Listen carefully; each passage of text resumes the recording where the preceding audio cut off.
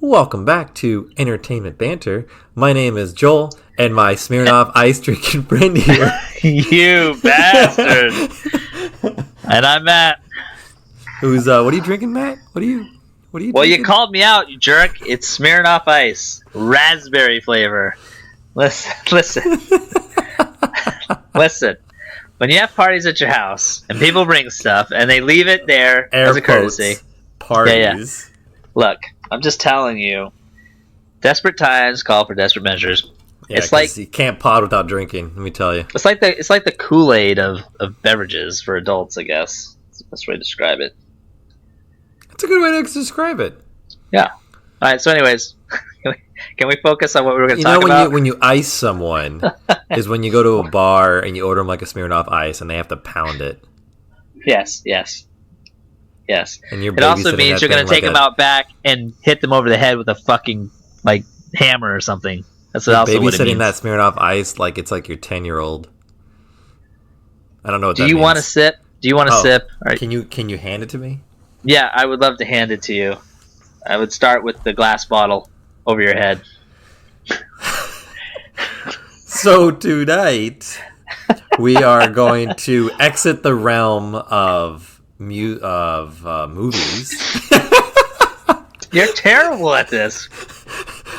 I only can do. We're gonna exit the realm of what we were gonna talk about and go back to movies. I can't. I only can work with what I got.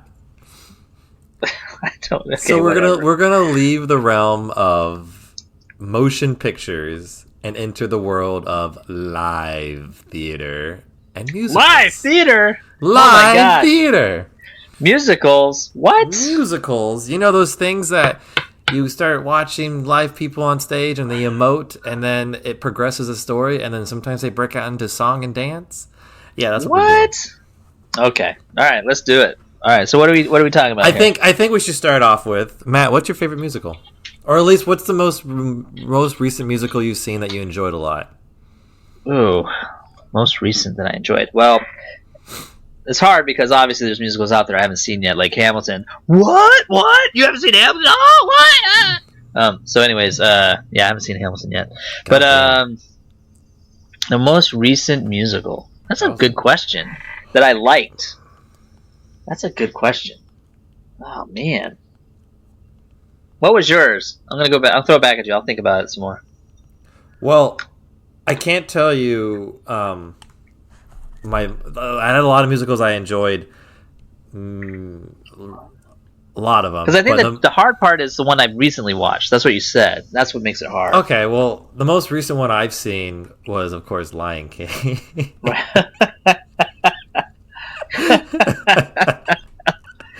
Really? Yeah, well, because I had to sit down and watch it before I started. Anyways. Yeah, I get it. But the one before that, I actually really, really, really enjoyed, and it was the musical that made me feel so much during it. It's a 90-minute musical, and it's great. It's called Come From Away.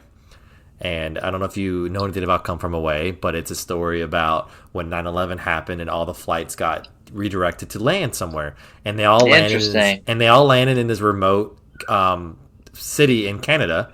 That I think it was Canada. I'll probably get told by Nick that I'm wrong. And they all land there, and it was like the population of that city was only like a few thousand, and then I think the airport was huge, but it used to be a busier airport back in the day until they built another airport. So now this one is just almost deserted. But now all the planes landed there from all over the world landed there. They all got grounded, And wow. They I think the population quadrupled over just within hours from all these planes landing. And it's a story about how everyone in the city made it work, and they got everyone out, and everyone became family, and everyone just got to know everybody, and it was like a camaraderie, and the city brought these people together, and it's just very heart feeling because as you're watching this musical, because there's no intermission, they didn't want to bring you down anywhere because when intermission hits, you have time to relax. Right, it ruins the momentum. And it ruins momentum, so they never lose momentum in this musical.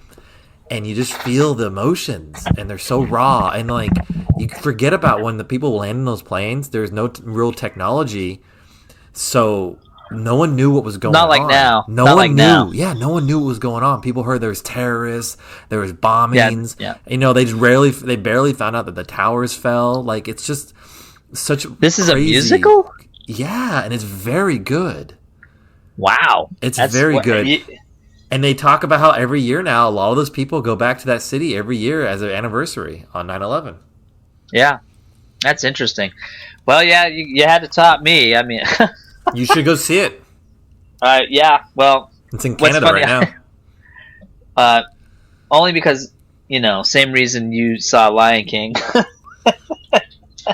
I'd have to say the most recent musical that I saw that I actually liked was Disney's Beauty and the Beast. I enjoyed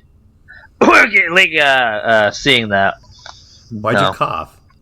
Because same reason why you'd cough after seeing Lion King. Yeah. You worked Beauty and the Beast? I did. Oh, I did. Broadway's Beauty and the Beast.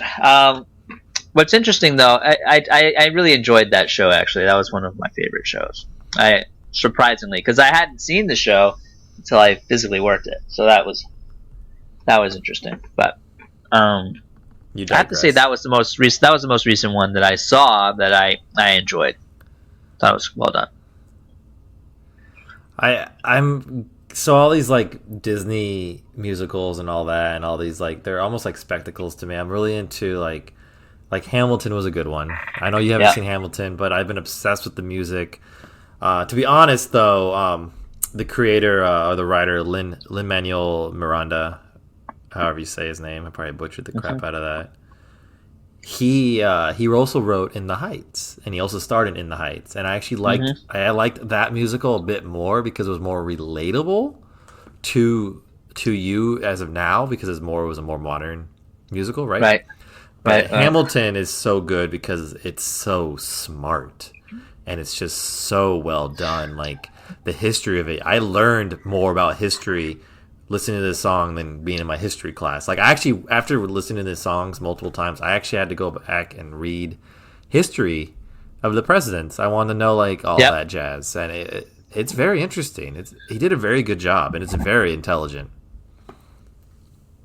Story wise, yes, absolutely. Yeah. But you wouldn't know because you didn't fucking see it.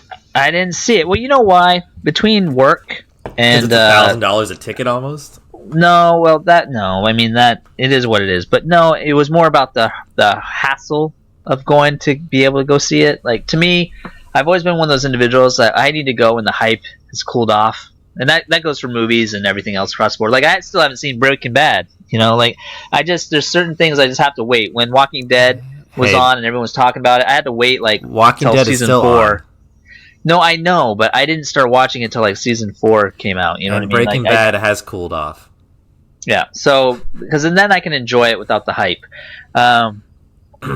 especially if I'm not involved in it or something. But sure, I feel like it's interesting, and I don't know if it's the younger crowds or what, but I've noticed lately a lot of people and I know we're not talking movies, but the Cats trailer just came out, right? Yeah. Not too long ago. It's a musical, and a lot of people. A lot of people are like hating on it. They're hating on it. They think it's weird.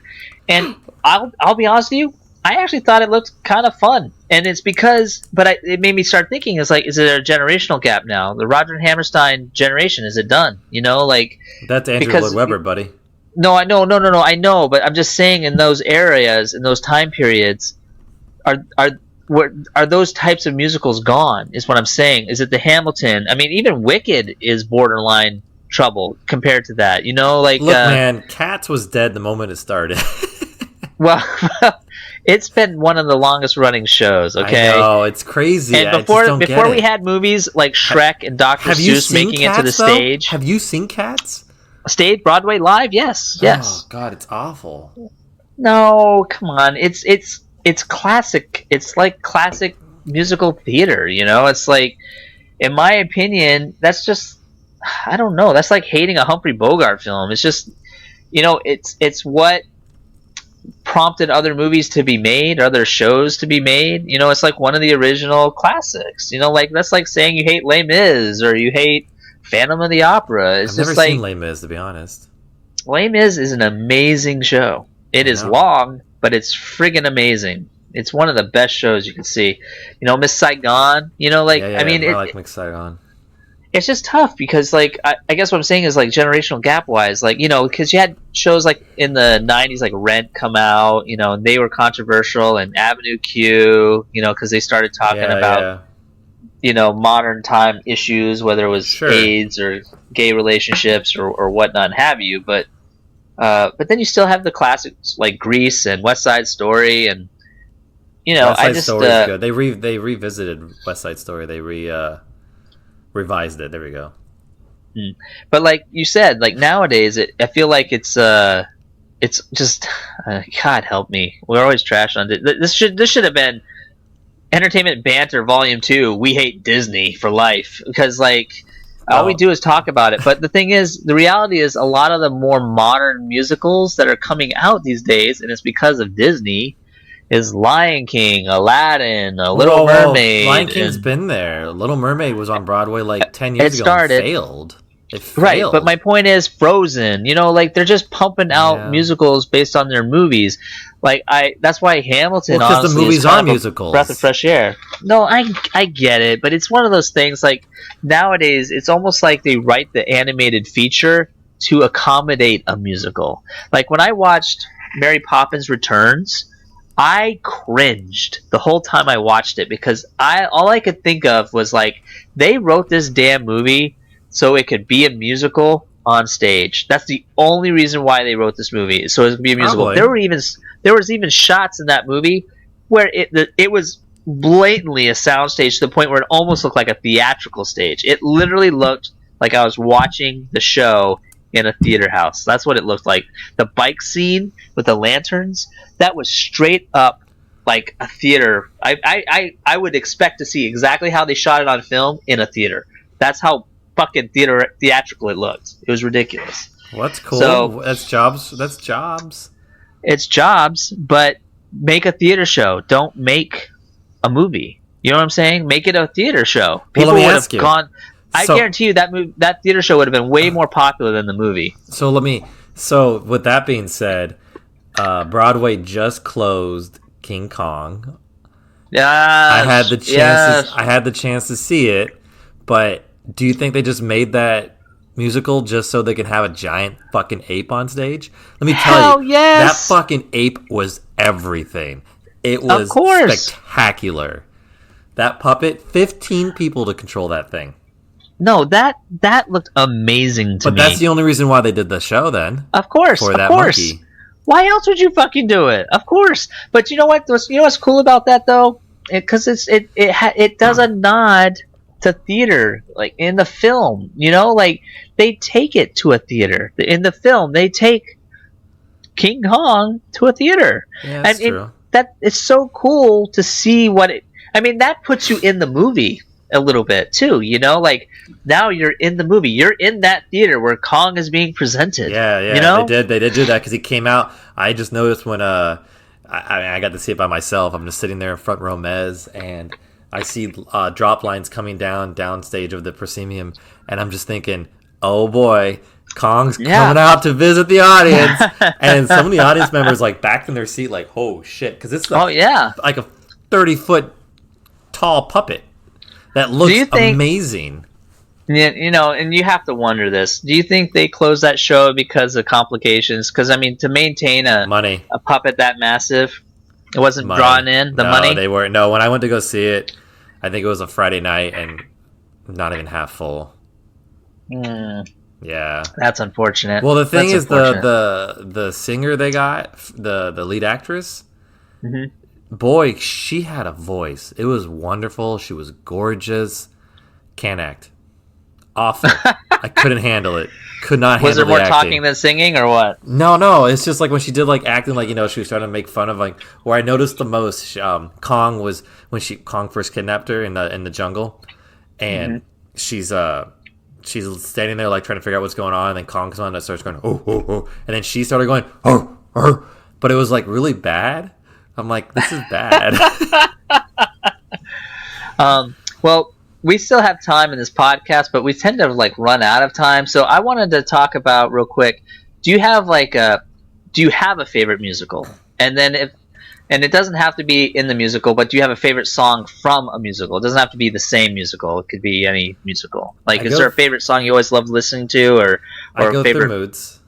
Okay. One of my favorite musicals. If my sister ever listens to this, she's probably gonna say, "I got him into it." Blah blah blah blah. But West Side Story is actually really good. I really appreciate West Side Story because it's a modern day version of Romeo and Juliet, of course. And I've seen it and I've worked it many times. So I've actually. Have you ever performed in musicals? We're not talking about that. I just want to know. I just want to know personally. I had to be a performer for my degree, but I've never performed on play. I've done improv and I've done scenes where I've been praised. Let me tell you that. But the thing is, I've been typecasted as a pedophile. But I apparently play them very well. I don't know if I should take that as a compliment or an insult, but whatever. Oh my gosh, that's awesome. I hate All right. But some of my favorite songs recently I listened to right now in musical theater is show tunes, I guess you'd say, is I've been listening a lot to Dear Evan Hansen and Hamilton. Especially one of the last songs of Hamilton where when Aaron Burr shoots Hamilton in the duel, and it's just an amazing moment. You haven't seen the musical, but in the history books, just like in the musical, Aaron Burr and Hamilton go over to Jersey and they have a duel, right? And then as soon as it counts to 10, Hamilton shoots it in the air and Aaron Burr shoots him between the ribs.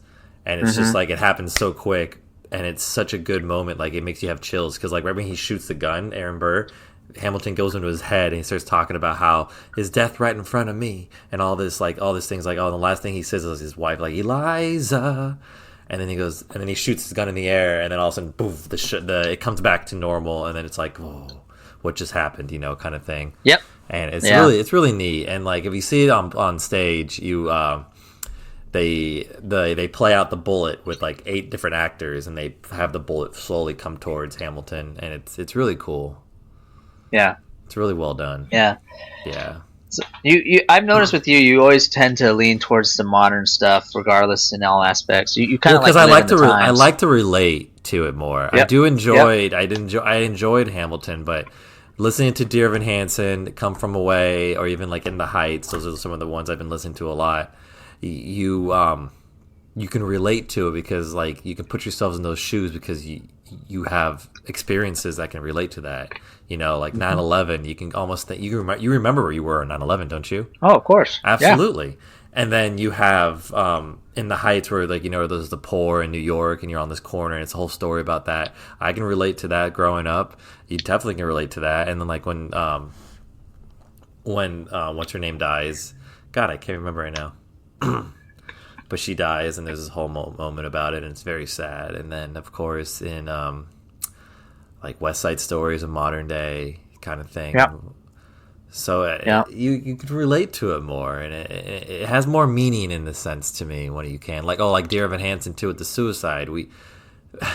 I find this funny, by the way. Not Dear Evan Hansen because it's right. Do you know what Dear Evan Hansen's about? No. So it's about a kid who doesn't really have friends in school and everything. He's really like a loner and a loser, and he writes these letters to himself because his therapist says it'll help him get out of his shell and everything. Like Dear Evan Hansen, right? And this kid that who was a bully at his school picked on him and saw the letter and eventually like committed suicide. And so Evan Hansen starts writing these letters, and they think that they're letters from the kid who committed suicide, who didn't have friends either, but he was just a bully. So he's been writing. Right. He keeps writing these lies, saying like he and these two were best friends, and like he created an imaginary friend, and it was kind of interesting, and it gave a coping mechanism for a lot of people because of the things he did, and it's just interesting because it's based off of suicide, right? Right. So while we were in Canada these last few weeks ago, Dear Evan Hansen closed after 6 months. It was supposed to have a sit down for 2 years. It closed after 6 months because it wasn't doing well. And I'm like, yeah, gee, wonder why it's not doing well. A U.S. child suicide story not doing well in Canada? I don't think Canadians can relate to that. Right. They wouldn't be able to relate, but U.S. can, absolutely, but not Canada. Yeah. Why would they? They'd go see it because it won Best Tony one year. Of course they're going to go see it. But after 6 months or so, you're not going to have the following. Well, and that, you know what? That's bringing up a really good point. And I'm not saying a following because it's a bad show, but there's certain shows, and this is something that it does well in different areas. Well, I would say rewatchability. Does that make sense? Like, it's kind of hard because, like, I haven't seen the show, but I can tell you, if I watched a show like that, I'm sure it's a very sobering, kind of sad thing to see, and like, there's probably not too many parts you look forward to watching or hearing about, and so like, it's not rewatchable. It's a good lesson. It's something. No, Dear Evan Hansen, I'd watch again. You would, as opposed to say, it's because it's relatable. West Side Story or Les Mis or Wicked or I haven't seen Les Mis. You're telling me like it would be but you Wicked, would be like, oh, here comes that good part. No, right. What I'm saying is, would you see it's the songs? It's show? Not like the parts. It's the. So when you go say like, oh, I want to go see Wicked again. I want to go see Lion King again. I want to go see because you want to see the spectacle I'm saying of it all. the Suicide show.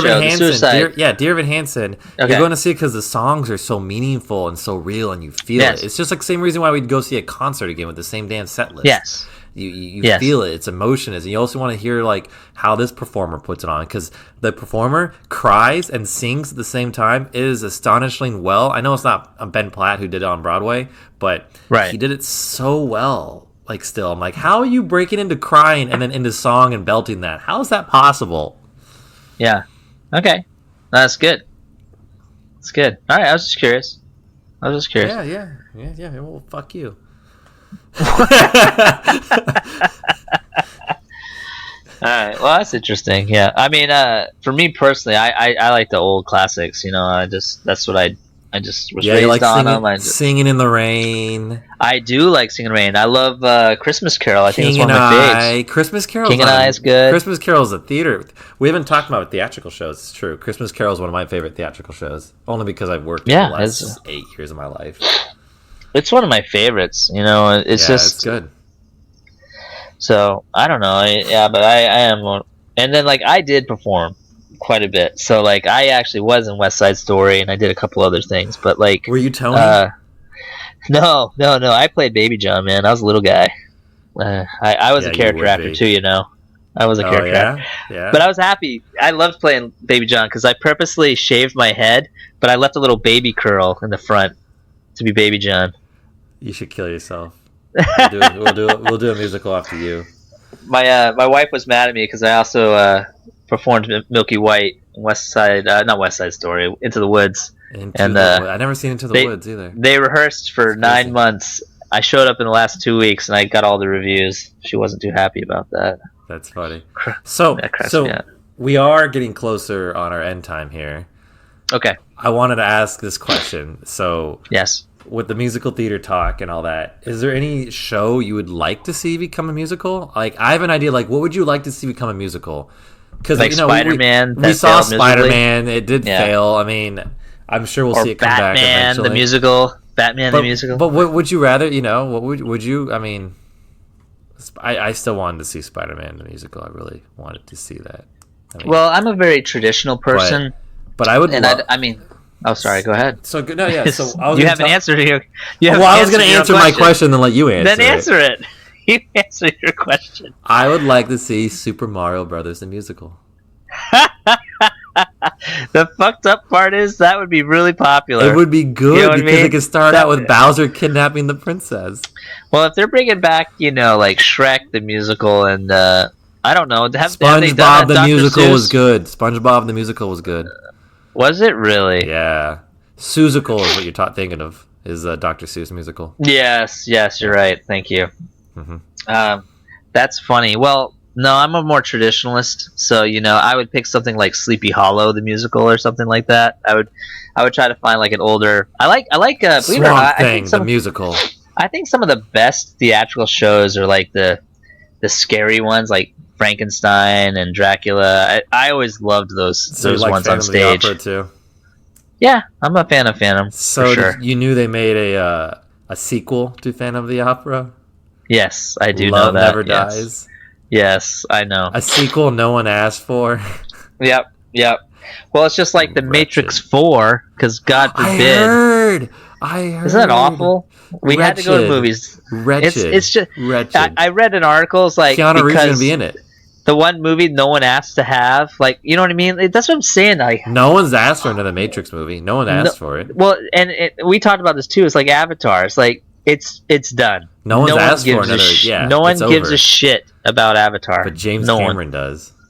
Well, he does. He also, well, we talked about this too. His Terminator trailers. You know, Terminator, whatever this is. He's like, it's really good. It has action in it. You'll like it. Oh, I forgot they're making another one of those. Let it die. It's awful. Let it die already. It's awful. Either it's reboot it and do it right, or just let it die.